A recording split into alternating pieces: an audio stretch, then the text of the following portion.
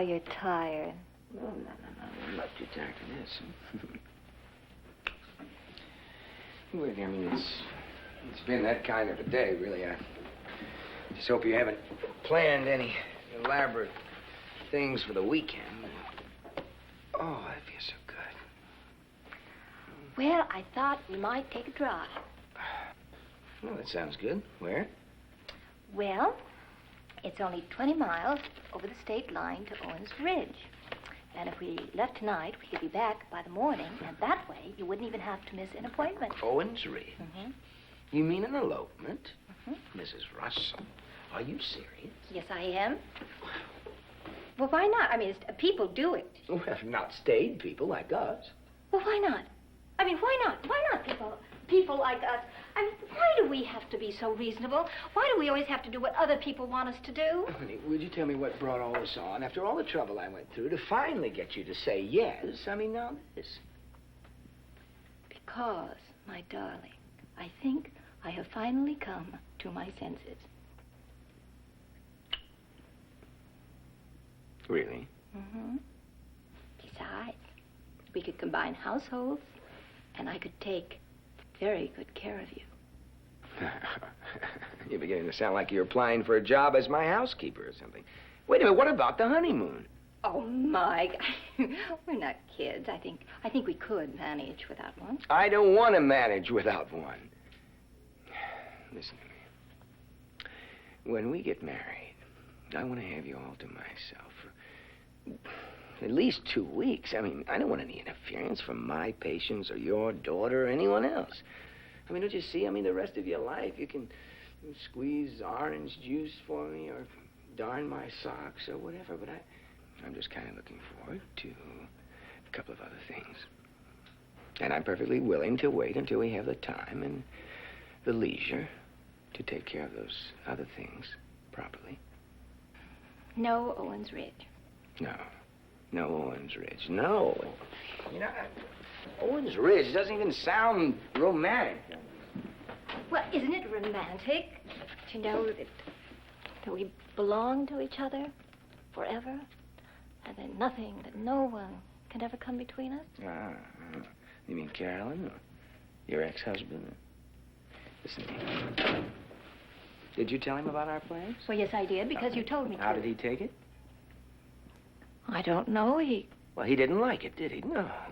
Well, what, has his bachelor life suddenly become boring to him? Or is the grass suddenly greener now that I'm about ready to put up my keep off sign? Sure. Well, Mike, you know, he never really wanted that divorce in the first place. No, of course he didn't want it.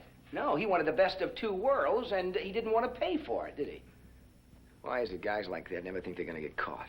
And then when they do get caught, they want to get off as cheaply as possible. What, with a few apologies here and there, and maybe a couple of dozen roses now and then, and then a promise that it'll never happen again.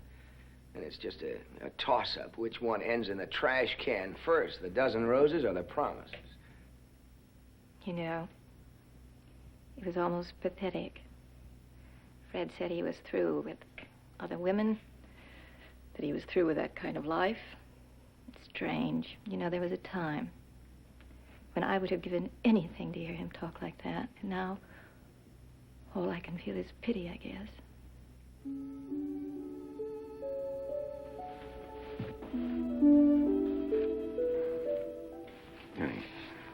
Be careful now. You know, pity is a powerful emotion.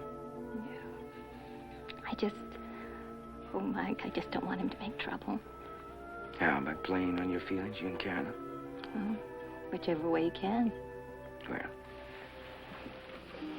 believe me, I can take care of Mr. Fred. As a matter of fact, I think I can just about take care of everything, except maybe your emotions, which maybe I shouldn't try to take care of it, even by dashing you off to Owens Ridge, huh? Now, you know that you can't really hide behind a wedding band anyway, huh? I'm not trying to hide. Well, I love you. I know you do, darling. But still, I think we'll wait, huh?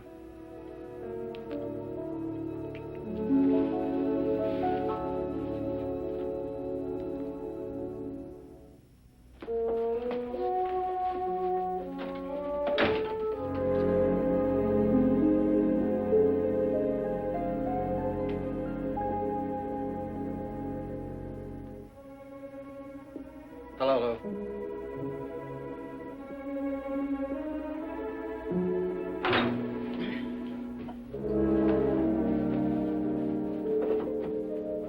Charlie, can I use the back room for a minute? Sure, go ahead.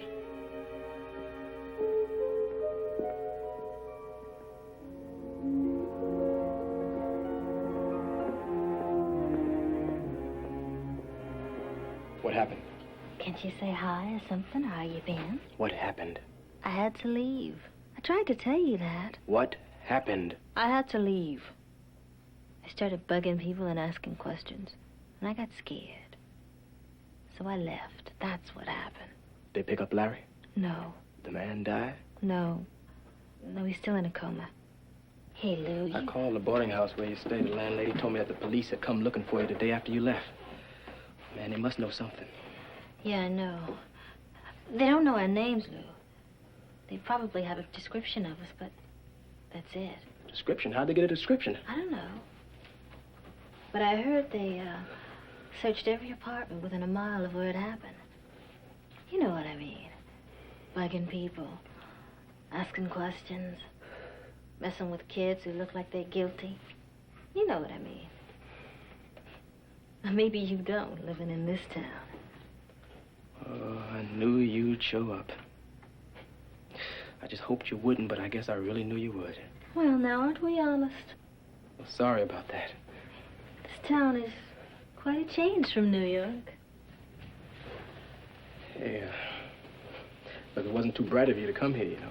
I haven't felt this relaxed and just plain old comfortable in I don't know how long. You were scared. I understand. But now you can't stay here. What do you mean, Lou? I mean, you have to find someplace else to stay. Hey, Lou. Look, Vickie, if you stayed here, people would start to ask a lot of questions. I mean, a whole lot of questions, girl, about you, about us, about New York, and... Oh, look, before you know it, man, that'd be the end of everything. Now, it was smart of you to leave New York, but, you can't stay here. I don't think I should keep moving on. Why not? 'Cause I'm pregnant. Pregnant?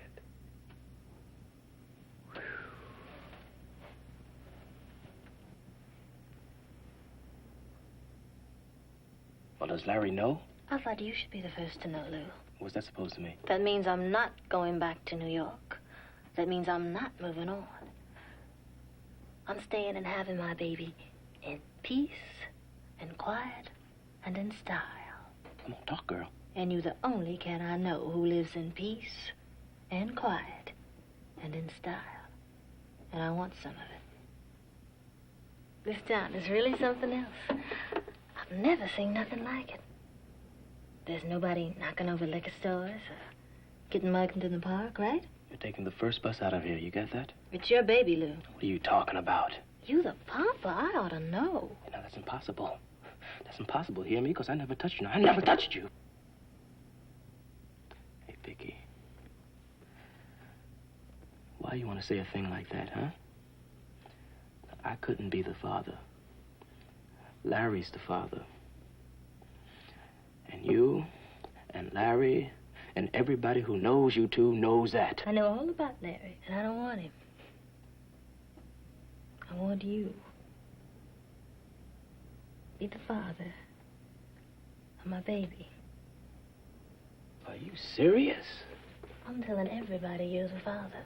Is that serious enough for you? Well, now. Then that would just be one big lie, wouldn't it? I mean, you'd be telling just one great big lie. Now, Woody, now, what do you want, girl? You want money? Well, maybe I can get a little bit for you. Now, this is supposed to be Larry's job, but I can take care of it, maybe. Will you stop about Larry? Well, keep your voice down. Hey, you're marrying me. I'm marrying you. Yeah, you marrying me. That's right, baby. Or I go straight back to New York and blow the whistle on you. Are you going crazy? You crazy if you think you're gonna hide out here all safe and comfortable while I just keep on keeping on. I've had nothing but hard times since I met you. And for what? Protecting you guys. Well, I'm looking out for old number one now. And you're marrying me. Or you're caught. And I mean it.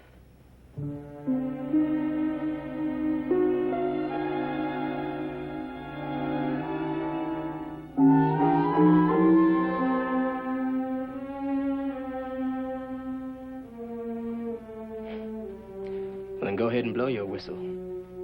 They'll get you. They'll come here and pull you right out of this sweet life and take you straight back to New York.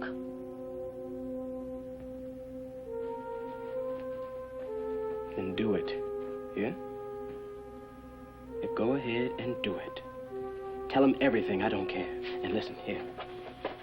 Here's some money. Here's enough to get you back to New York, and I mean get you back to New York fast. But you just go ahead and do it. Don't you stand there and try to threaten me. I'll go straight to the cops. And your father and his money can't stop the cops. I'll blow your whole life. I will. Well, that's just fine. That's just fine, baby. Because I'm tired of you calling me, telling me about how scared you are and about what the cops are doing, and I'm tired of this whole scene. I'm tired of worrying about it. So you go ahead. You go ahead and scream your head off in New York. Blow your mind. Len, wait a minute. Look, you know, if you hurry, I mean, if you really hurry, you can catch the bus and be back in New York almost before dark. As a matter of fact, I'll put you back on the bus myself so you don't miss connections.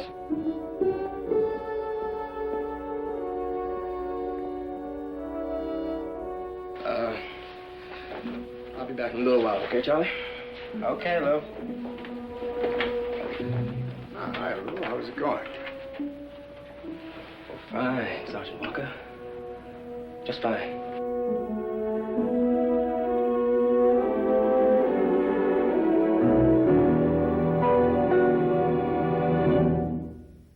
Preview from the continuing story of Peyton Place. Mama, I was wondering maybe Vickie could stay here.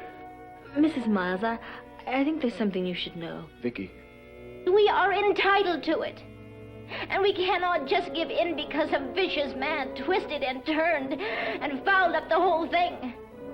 I am going to fight him.